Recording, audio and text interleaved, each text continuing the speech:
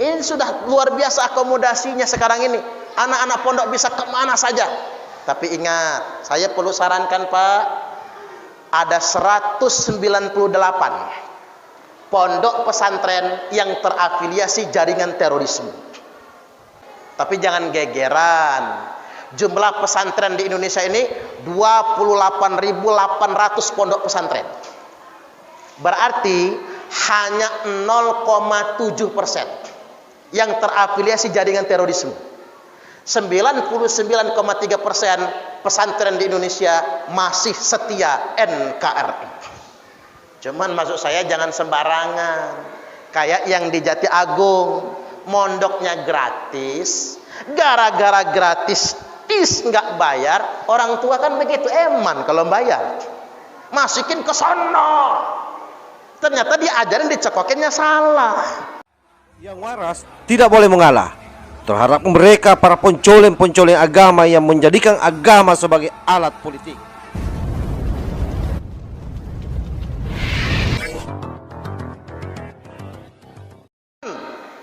Karena nggak diajari adab di sana, nggak diajari adab, nggak diajari tata krama yang baik. Makanya pondokin anak-anaknya ke pondok-pondok kita, pondok-pondok yang memang punya etika tata krama, akidahnya ahlu sunnah wal jamaah. Jangan sembarangan mondokin anak. Jadi balik lagi, masukin anak ke pondok. Iyalah kalau zaman dulu Pak, pondok mah katro, ketinggalan zaman. Zaman saya dulu, orang pondok mah katro. Pulang kampung, minder ngeliat anak SMA. Anak SMA bahasa Inggris. What is your name? My name is Suparman Abdul Karim. Beuh. Anak pondok enggak mukalah sege, bahasa Arab. Ara'aital ladzi yukadzibu biddin.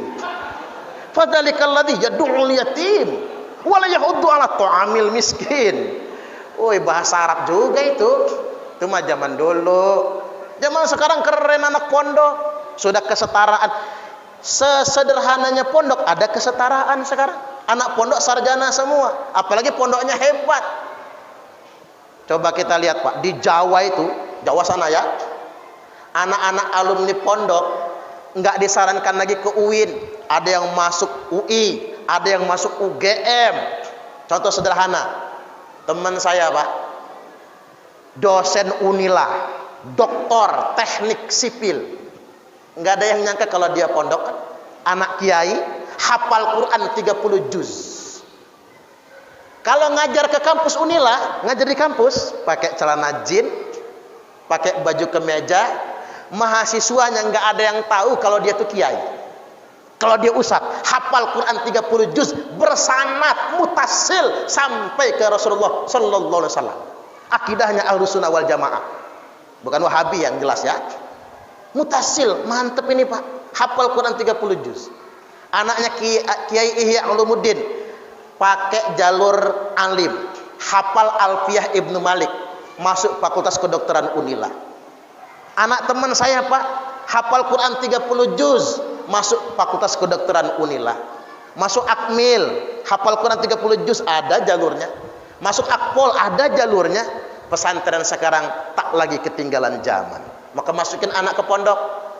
Kalau bisa jauh sekalian, Jawa Timur. Ya asalnya ilmu di sana Bapak Ibu. Jombang, asal jangan Sidikiyah aja ya. Itu lain, itu bukan NU loh Pak. Itu bukan NU ya. Setahu saya dengar kabar Sidikiyah itu begitu. Di Jombang, Tebuireng, Lirboyo, jauh Jawa Timur, nggak cukup, nggak sanggup misalnya Jawa Tengah, jauh Jawa Barat, masih kejauhan Lampung, masih kejauhan Labuan Dalam, ya kan begitu. Al Mubarak, Al Banin. Ya pondokkan anak kita, yakinlah Pak. Nggak usah khawatir Bapak Ibu, anak saya mau jadi apa. Ini kayak Tuhan aja ya. Ini sudah luar biasa akomodasinya sekarang ini. Anak-anak pondok bisa kemana saja. Tapi ingat, saya perlu sarankan Pak, ada 198 pondok pesantren yang terafiliasi jaringan terorisme. Itu bukan karangan Pak, karena saya yang menanganinya. Saya yang menangani. Dan pimpinan pondok pesantrennya sudah menyatakan ikrar setia NKRI. Mereka begini, daripada pondoknya dibubarkan, mending dia menyatakan ikrar setia NKRI. Terafiliasinya kemana? Jamaah Islamiyah, Al-Qaeda. Bukan sembarang pondok itu, Pak. Bukan sembarang kelompok teroris. Memang terafiliasi. Tapi jangan gegeran. Jumlah pesantren di Indonesia ini 28.800 pondok pesantren. Berarti hanya 0,7% yang terafiliasi jaringan terorisme. 99,3% pesantren di Indonesia masih setia NKRI. Cuman maksud saya jangan sembarangan. Kayak yang di Jati Agung, mondoknya gratis. Gara-gara gratis nggak bayar, orang tua kan begitu eman kalau bayar. Masukin ke sono. Ternyata diajarin dicekokinnya salah. Nah ini maksud saya. Jangan yang gratis-gratisan. Ya kalau kita mampu bayar ya kasih sahriyahnya. Kalau nggak mampu ya kiainya juga maklum. Memang nggak ada, Pak, pendidikan yang mengalahi sistem pesantren. Albanin itu mana? Yang Albanin ngacung? Albanin mana? Ngacung. Santri Albanin ini banyak makannya banyak semua kan? Makannya banyak semua. Dari mana coba kiainya ngempanin makannya coba? Ini kan luar biasa, Pak. Mana tidurnya ngiler semua kan? Makanya ada kata orang, seandainya iler santri itu berharga kayak iler walet, kiai kaya semua, Pak. Cukup mewadahi iler-iler santrinya itu. Al-Mubarak mana? Al-Mubarak. Al-Mubarak. Oh, yang hadroh ya? Yang hadroh itu Al-Mubarak. Luar biasa, Pak. Ini nggak ada kemampuan daya tahan pondok pesantren itu luar biasa.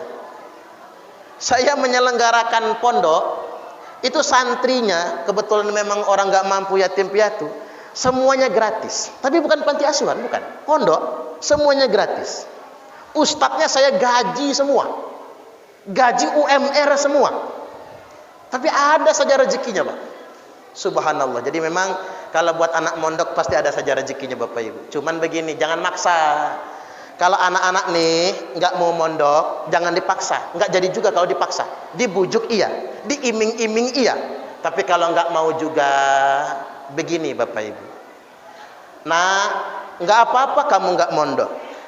Maunya kamu PAUD, SD, SMP, SMA, STAN, UNILA, UGM, nggak apa-apa. Tapi janji sama mama, janji sama papa, ngaji anak, bikin kesepakatan, ngaji. Saya tadi sudah ngobrol sama Ustadz Suparno.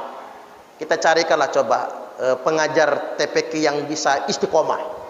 Tilawahnya diajarin di sini ya Pak, dan lain sebagainya diajarin.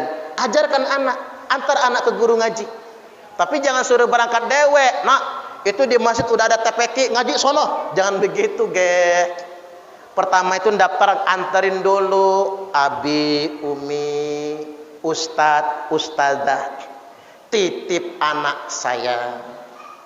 Mohon betul ajarkan Quran. Kami orang tua nggak bisa ngajar karena kami sibuk cari duit. Ya, jujur-jujuran aja kan Pak. Kami sibuk dengan kesibukan kami. Mohon titip anak kami ajarkan Quran. Kalau dia nakal marahin, kami ikhlas. Kalau dia bandel gebuklah pantatnya, kami ridho. Tapi kalau dia goblok, ngaji nggak nyambung-nyambung, sabar. Mungkin keturunan. Nggak jauh beda sama bapaknya, apalagi emaknya, bebel banget. Iya juga ya Pak. Saya tuh nggak mau marah sama anak saya itu. Anak saya itu kadang itu kalau saya ajarin ngapal, ngantuk, merem-merem matanya itu. Saya rasa tuh betak gebuk aja pantatnya itu. Cuman saya mikir, waktu seumuran dia, saya tampil lebih bandel lagi loh Pak. Itu makanya nggak jadi saya gebuk anak saya, maklum saya. Yang penting saya ajarkan terus. Kalau kata kiai saya, pada prinsipnya nggak ada orang bodoh. Yang ada itu orang malas. Karena sebodoh-bodohnya orang, kalau dia rajin, pinter juga. Sepinter-pinternya orang, kalau dia malas, goblok juga. Makanya buat santri, Pak Ustadz mau kasih tahu. Ingat kata Gus Baha, santri yang sukses Bukan karena yang paling pintar di pondok, bukan. Justru santri yang sukses itu yang dianggap bego waktu mondok. Karena santri itu kalau yang pintar-pintar, Pak, nggak mau pulang kampung, maunya tinggal di kota Bandar Lampung. Itu yang pintar-pintar, karena dia berasa bisa berkompetisi di kota. Nah, yang merasa goblok pulang kampung lah, di kota mah kalah saingan. Tapi segoblok-gobloknya santri kalau di kampung paling pintar. Akhirnya ada orang kaya, kamu kan pintar ngaji, yuk nih tak hibahkan tanah. Mula-mula 1 rantai bikin TPQ diniyah, nambah 2 rantai, nambah 1000 meter, nambah 1/2 hektar, bikin pondok. Pondoknya megah, pondoknya besar. Santri goblok jadi muassis, pendiri pondok pesantren.